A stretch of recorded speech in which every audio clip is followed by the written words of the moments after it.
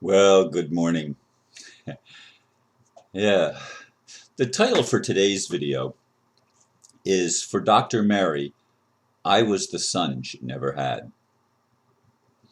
I did not know last night what I would talk about today, which is rare since I usually prepare my topic the day before I record. This morning I woke up early again and laid in bed reminiscing about my friendship. I laid in B. I forgot the D on bed. uh, Reminiscing about my friendship with Dr. Mary. She was an extraordinary woman, the first female minister in Brevard County, Florida, and the pastor of the Chapel of Light. We loved sitting together, reminiscing about our past and sharing our vision for the world. We both knew there was a lot that lay ahead as we evolved as humans and began reclaiming our birthright. It took nearly an hour before I realized that this would be my topic for today's video.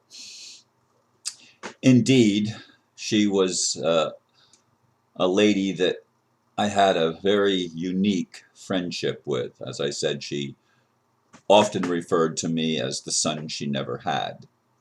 And I believe she made that statement many times in meetings together because, of course, after she retired as a minister, uh, I began holding meetings myself and ultimately opened the Mary Horgan Center for spiritual development in my home and had meetings here every week from August 2005 until my family moved in November 2013. Yeah. Anyway, uh, I think what triggered all of this was I'm finally releasing some of the things that I had been keeping here at my house that were Dr. Mary's. Now, initially, when the lawsuit hit, uh, uh, filed by her banker and his wife, challenging the trust that had been set up before she died, the I was told by the attorney that I was not to, uh, get rid of or liquidate or anything Dr. Mary's personal belongings. So they sat here in my home year after year, and I could have started releasing them actually when the initial lawsuit was over a couple to 2 to 3 years ago, and I didn't do that. Uh, I just got used to having all that stuff in my house. But this past weekend, I've begun releasing some of that and clearing some of that out, and that's a process that will continue until it is complete and all of her things are either released to charity or liquidated in some way. And that's a process that has now begun, which is probably why when I woke up this morning, she was so heavily on my mind. Now it's interesting that as I release things, I'm feeling so much better inside. I'm feeling like instead of, I guess the things were owning me is what I guess I'm driving at. And I'm going to change position here. Uh, and I wasn't, it was like I owned them, but I didn't even think about them.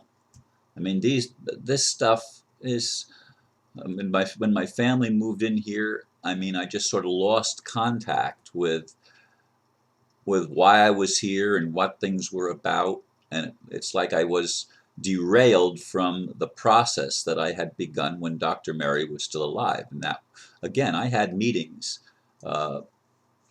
After she closed her church, I had meetings in the Science of Mind Center. I had meetings in, I think, a few other places. I led the metaphysical singles group. I was basically the leader of that and the leader of the metaphysical discovery group. I was in contact with, and I just realized as I saw a little pause there that I need to close Um, I need to close the, leave the page. Um, I need to close my browser because it takes up a lot of memory because I have so many windows open. Anyway, uh, getting to the point of the topic for today, Dr. Mary and I had a very unique relationship. I mean, we literally would spend hours either sitting in her living room in the front of her house, if it was a little bit cool outside, or if it was a nice day and not too hot, we'd sit out on a little porch area of her house, and we'd just reminisce.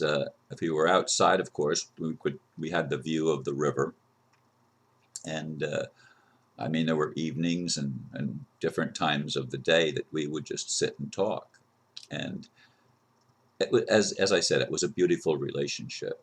And going through her things as I'm releasing that stuff that's been in my house for so long, as I'm releasing that, I'm reminded again and again of who we are and of what we're about. And I sort of, with my family living here and stopping the meetings and stuff, I sort of got derailed from a lot of what I'm about.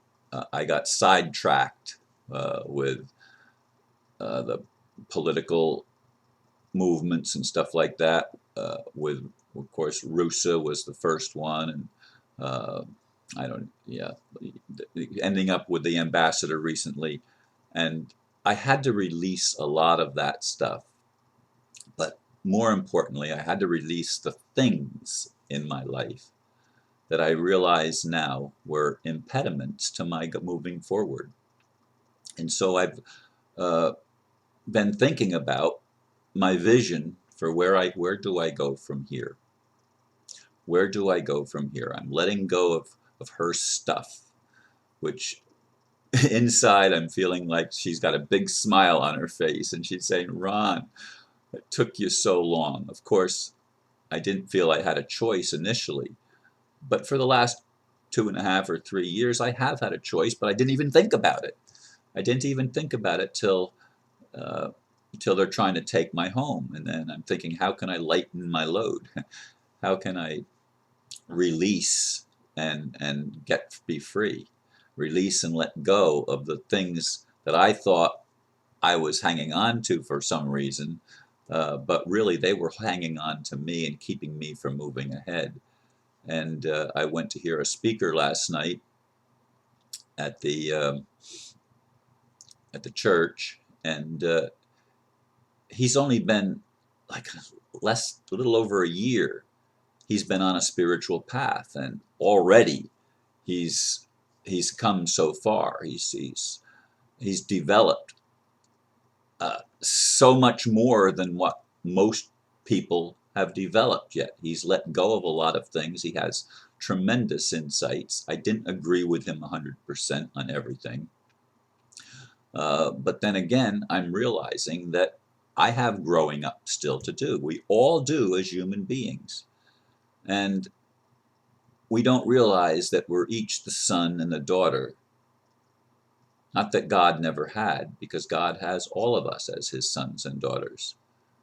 But we each need to realize our heritage, our connection with those, with the vision of the Father who created all things. The Father, Mother, God that created everything that is. We have a connection there, and we need to remember that connection, and we need to lighten our load so that we can be free enough to move in the changes that are coming about upon the planet that are going to ultimately liberate all of humanity that wants to be liberated.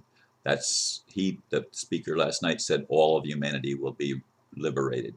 Well, maybe that's true eventually. I don't know that that's true right now. Some people don't want to be liberated. But anyway, these are things that were going on in my mind, and I thank you for listening once again. Namaste.